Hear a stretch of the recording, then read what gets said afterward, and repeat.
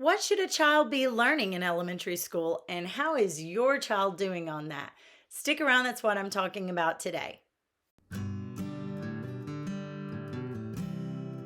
After teaching school for 12 years and homeschooling for the last 9 years, I can tell you that I think elementary school is one of the easiest levels to teach.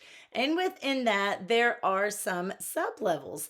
But how is your child doing in elementary school? Are they getting what they need? So we know it's just foundational skills, right? And that may sound boring to you, but I find it incredibly rewarding to watch children grow in those foundations and become confident learners.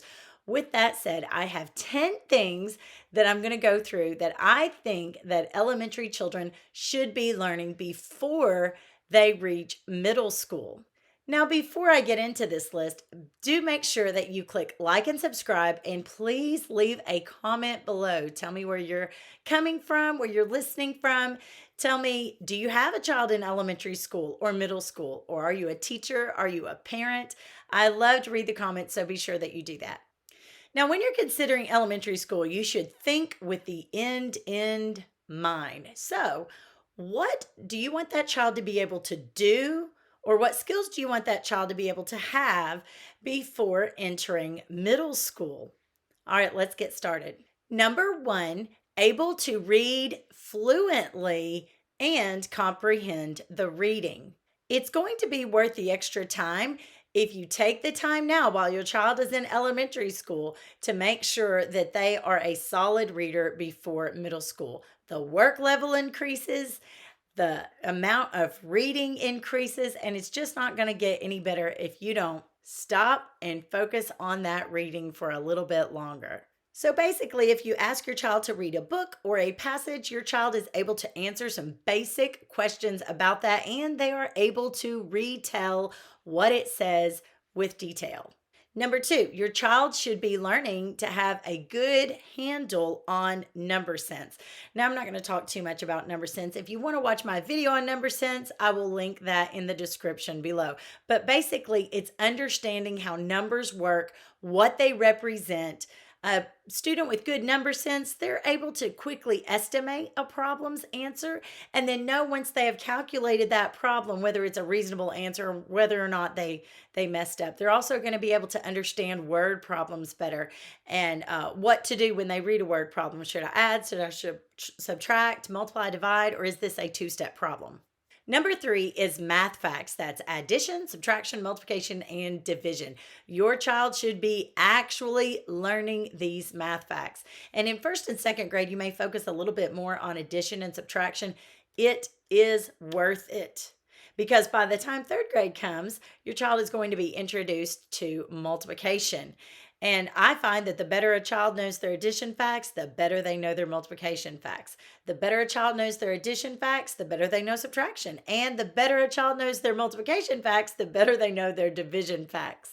Now, there are all kinds of tools and strategies out there for you to supplement and help your child along on memorizing those. You can skip count, you can do flashcards, you can do certain math apps. You can even increase a little bit of motivation for your child to learn the math facts as well. It's worth it. Math builds on itself, and it's not going to get any better in middle school if your child does not learn these.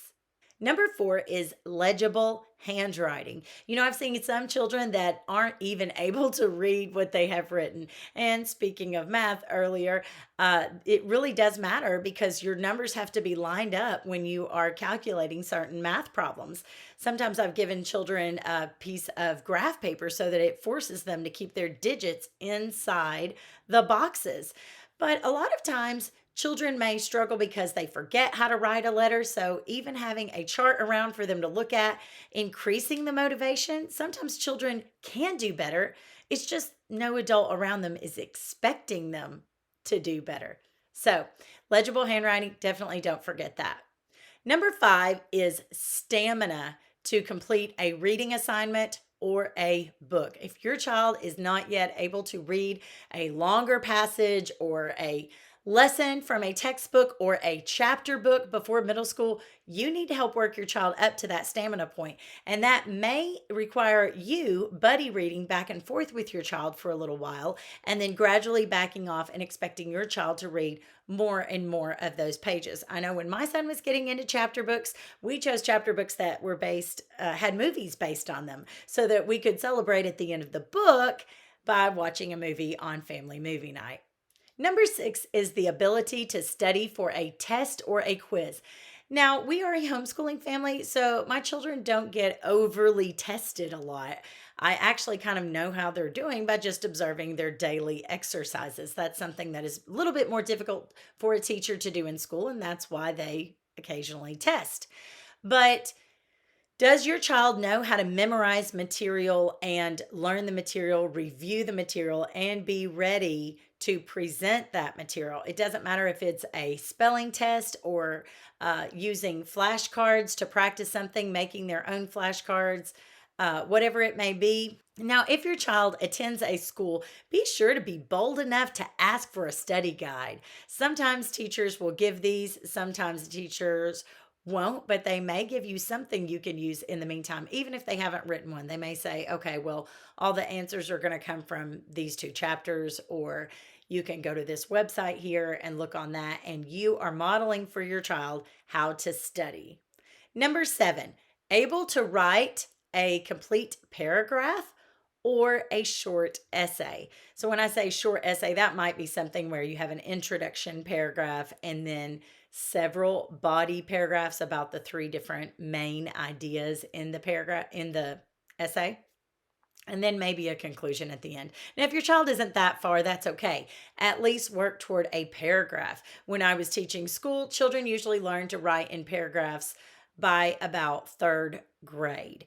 And unfortunately, some teachers shy away from teaching writing. So if you find that your child is not getting enough writing practice at their school, you can fix this by encouraging your child to write in a journal or a diary or something like that that they can share with you and write about some of their experiences, maybe even draw a picture to go with it. That is something we do in our family, and I use them as keepsakes later. If your child is in grade 3 or above, it can help if you use a specific writing program or curriculum. For us, since we homeschool, we used IEW for grades 4 through 6, and I can tell you beyond a shadow of a doubt that it did help greatly. And I have my son's writing to prove it. Just this is our first year not doing IEW, and some of the writing that he has had to do on his own, you can tell that he's been influenced by some of the strategies that IEW taught. Number 9 is basic organization skills. So if your child is going to school or a co-op, whatever it may be, do you encourage them to have organization with their supply box, with their backpack, with their binder from school? I know some of my tutoring students come to me after school, and one of the first things we do is go through their backpack, and they have dividers for every subject, and we start categorizing some of these loose papers. It matters to their grades. If they lose something, then they're probably not going to get a good grade on it. Even if you homeschool, are you showing your child how to have some organization, like these things have a specific home and this is where we put these when we are done, so that you no longer have to like dig and dig and dig because you've lost it? And lastly, but most importantly, is having pride in work and a desire to learn. If you think about when you were in school and you walked down the hallways and you saw everyone's work posted on the walls outside, think of how proud that made you feel to see your work hanging up. For us, since we homeschool, we usually put work up on the refrigerator, sometimes on our magnetic dry erase board. We usually take pictures of it. We might send it to dad, whatever it may be. If your child is in school, getting stickers or encouraging notes on the work, that can go really far with helping the child have pride in their work. And as far as desire to learn, even if you don't homeschool like we do, you can model for your child a desire to learn. How much do you read with your child? How much do you say, oh, I heard this interesting fact the other day. Let me tell you about this. I know that our parents modeled that for us. in our home. They had plenty of books and interesting things that we could look at and read, and we were all about going on family field trips as well. Did I leave anything out? Do you think your child would be successful in middle school and after that, high school, really, if they learned a good foundation, built a good foundation in these skills? Drop a comment below if you agree, disagree, or if you think I left something out. And remember, parents, you are your child's most influential teacher.